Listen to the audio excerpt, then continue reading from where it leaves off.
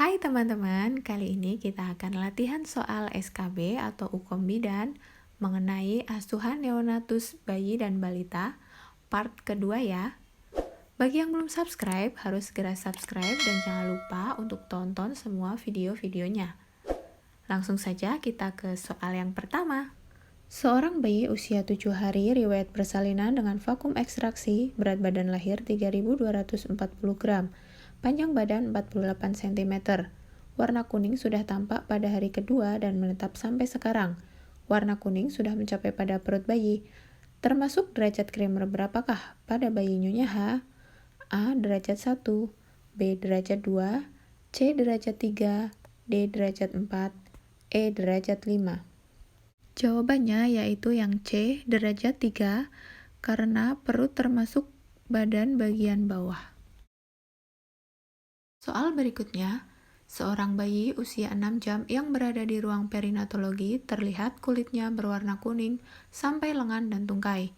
Bayi tampak letargi, tidak mau menghisap dan malas minum. Berapakah perkiraan kadar bilirubin pada bayi tersebut?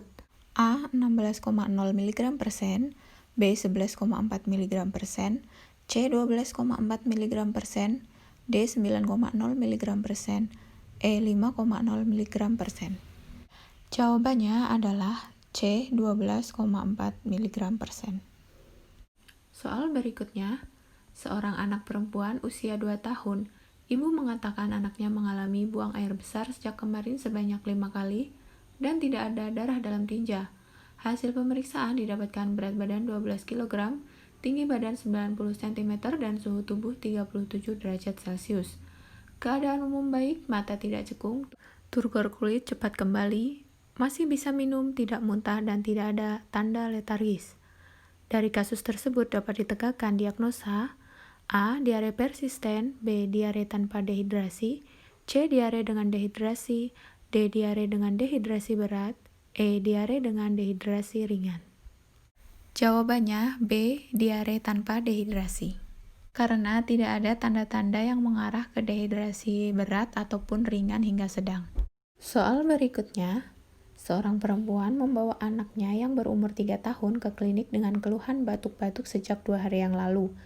Dengan menggunakan MTBS yang dinilai pada anak tersebut adalah A. Apakah batuk kering, B. Apakah batuk berdahak, C. Apakah sputumnya banyak, D. Apakah ada suara wheezing, E. Apakah sulit makan dan minum.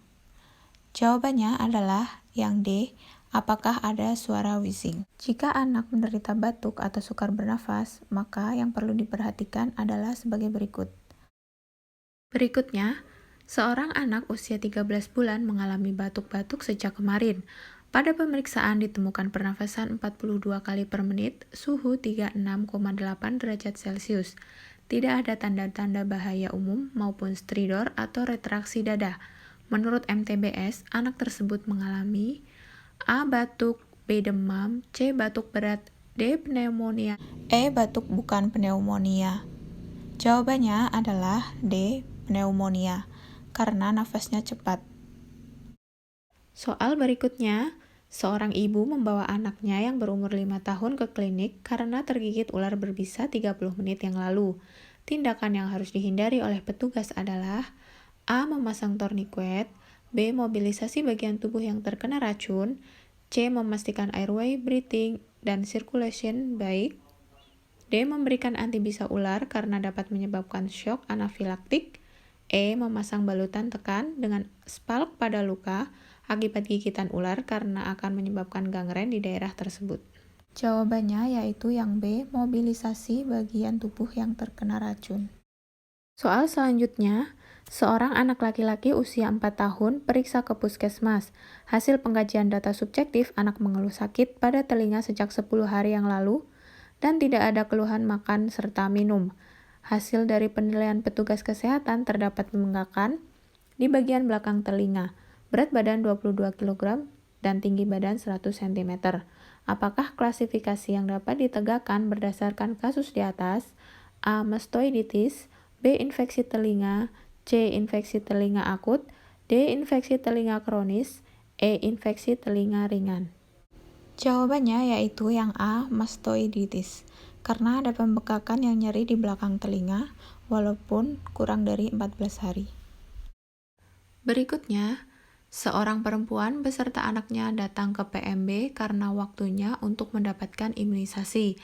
Dari KMS didapatkan data bayi umur 1 bulan, jenis kelamin laki-laki, berat badan 4.000 gram, telah diberikan imunisasi hepatitis B. Apakah imunisasi yang harus diberikan, berapa dosis, dan bagaimana cara pemberian vaksin tersebut? A. BCG dosis 0,05 mili secara intrakutan di deltoid kanan. B. BCG dosis 0,05 mili secara intramuskular di deltoid kiri. C. DPT dosis 0,5 mili secara intramuskular di paha mid anterolateral. D. BCG dosis 0,5 mili secara subkutan di paha mid anterolateral. E. DPT dosis 0,5 mili secara intrakutan di deltoid kanan. Jawabannya yaitu A. BCG dosis 0,05 mili secara intrakutan di deltoid kanan. Soal berikutnya, seorang perempuan melahirkan bayi di PMB. Keadaan bayi berat badan 3.200 gram, panjang badan 49,5 cm, suhu 36,5 derajat Celcius. Dalam 1-2 jam setelah tali pusat dipotong, akan terjadi penurunan kadar gula darah bayi. Apa akibat jangka panjang yang terjadi pada kasus tersebut? A. Kerusakan sel otak, B. Kerusakan sel ginjal, C. Kerusakan paru-paru, D. Kerusakan sel hati, E. Kerusakan sel jantung.